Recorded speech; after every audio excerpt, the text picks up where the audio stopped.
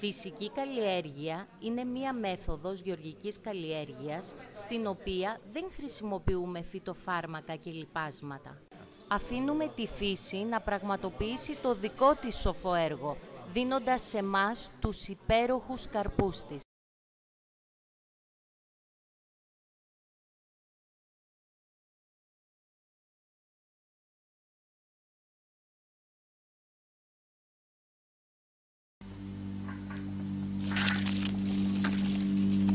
Η φυσική καλλιέργεια είναι μια μέθοδος γεωργίας στην οποία δεν χρησιμοποιούνται λιπάσματα και φυτοφάρμακα, δεν γίνεται κατεργασία της γης, ούτε βοτάνισμα ή ζυζανιοκτονία.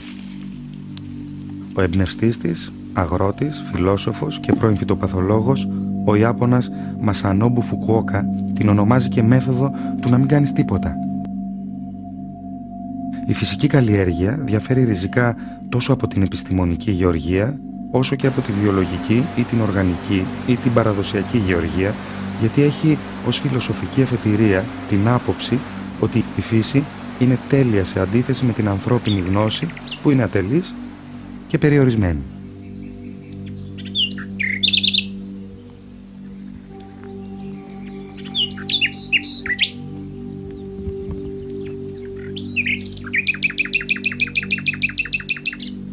Ο βασικός στόχος του φυσικού καλλιεργητή είναι να υπηρετήσει τη φύση, να δημιουργήσει γόνιμο έδαφος, στη συνέχεια υγιή φυτά και τέλος να ικανοποιηθεί οικονομικά.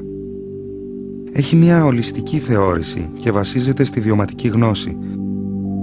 Μια γνώση που γεννιέται όταν ο άνθρωπος ταυτίζεται με τη φύση, γκρεμίζοντας τη χωριστικότητα που δημιουργεί ο ανθρώπινος νους. Στο φυσικό αγρόκτημα του Παναγιώτη Μανίκη, έκτασης 25 στρεμμάτων, δασικά δέντρα, οποροφόρα, περισσότερες από 120 ποικιλίες, μαζί με λαχανικά, φυτά χλωρής λίπανσης και σιτηρά, μεγαλώνουν στα πόδια των δέντρων και συνυπάρχουν αρμονικά. Στο αγρόκτημα αυτό, επί 18 συνεχή χρόνια, δεν έγινε καμία κατεργασία εδάφους, χρήση λιπασμάτων και φυτοφαρμάκων, βοτάνισμα ή ζυζανιοκτονία. Το κλειδί για τη δημιουργία του αγροκτήματος είναι η αρμονία που επιτυγχάνεται όταν μια μεγάλη ποικιλία φυτών και ζώων ζουν στον ίδιο χώρο. Η μεγάλη ποικιλία φυτών λύνει ταυτόχρονα το πρόβλημα της διάβρωσης, της βελτίωσης της γονιμότητας του εδάφους, των προσβολών από έντομα και των ασθενειών. Στο αγρόκτημα δεν χρησιμοποιούνται γεωργικά μηχανήματα και έτσι η κατανάλωση ενέργειας είναι μηδενική. Σε μικρή απόσταση από το αγρόκτημα του Παναγιώτη Μανίκη βρίσκεται το Κέντρο Φυσικής Καλλιέργειας στο Κλεισοχώρι, 2 χιλιόμετρα από την πόλη της Έδεσας. Δημιουργήθηκε το 1998 από τον Παναγιώτη Μανίκη και μια ομάδα εθελοντών οι οποίοι οργάνωσαν σπορές στον ελλαδικό χώρο για να πρασινίσουν τα γυμνά βουνά της χώρας μας. Στόχοι του Κέντρου Φυσικής Καλλιέργειας: δημιουργία φυσικών αγροκτημάτων, σπορές για αναβλάστηση σε ολόκληρη τη Μεσόγειο, δημιουργία λαχανόκηπων και φυσικών αγροκτημάτων στην Ελλάδα, τα Βαλκάνια και τις τριτοκοσμικές χώρες και τέλος, πρακτική ενημέρωση μαθητών της πρωτοβάθμιας και δευτεροβάθμιας εκπαίδευσης τόσο των Ελλήνων όσο και των αλλοδαπών στο πλαίσιο των σχολικών δραστηριοτήτων.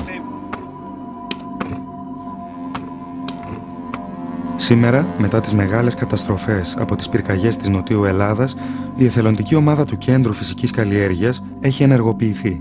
Εφαρμόζει τη μέθοδο των σβόλων του Μασανόμπου Φουκουόκα, εξαιρετικά απλή και φτηνή σε κόστος μέθοδο, για να πρασινίσουν τα γυμνά βουνά της χώρας μας. Οι εθελοντές οργανώνονται. Τους αρκεί μια υπαίθρια τοποθεσία. Συγκεντρώνουν μια μεγάλη ποικιλία σπόρων, λίγο αργυλόχωμα και η διαδικασία ξεκινά. Ανακατεύοντας σπόρους μαζί με αργυλόχωμα, φτιάχνουμε σβόλους. Μέσα, οι τυλιγμένοι σπόροι μένουν προστατευμένοι από έντομα και τροκτικά. Η ποικιλία ξεπερνά τα 100 και πλέον είδη οποροφόρων και δασικών δέντρων, λαχανικών, σιτηρών και φυτών χλωρής λίπανσης. Εφόσον ζυμωθεί ο πυλός με τους σπόρους και πάρει τη μορφή των σβόλων, τους απλώνουν στο έδαφος όπου γρήγορα στεγνώνουν.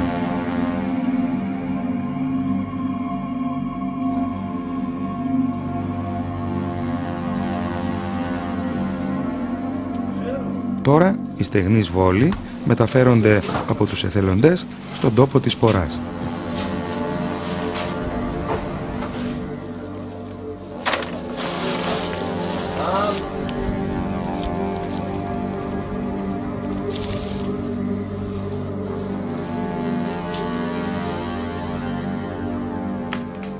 Εκεί σκορπίζονται στη γύρω περιοχή και τα υπόλοιπα τα αναλαμβάνει η φύση.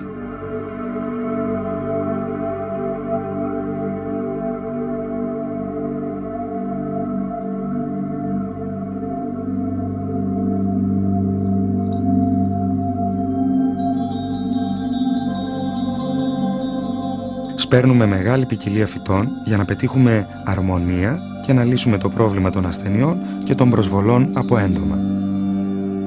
Η φυσική καλλιέργεια έχει μηδενικό κόστος παραγωγής, μιας και δεν χρησιμοποιεί μηχανήματα, φυτοφάρμακα κτλ. Και επομένως, σε όποια τιμή και αν πουλήσει τα προϊόντα του ο Γιώργος, έχει κέρδος.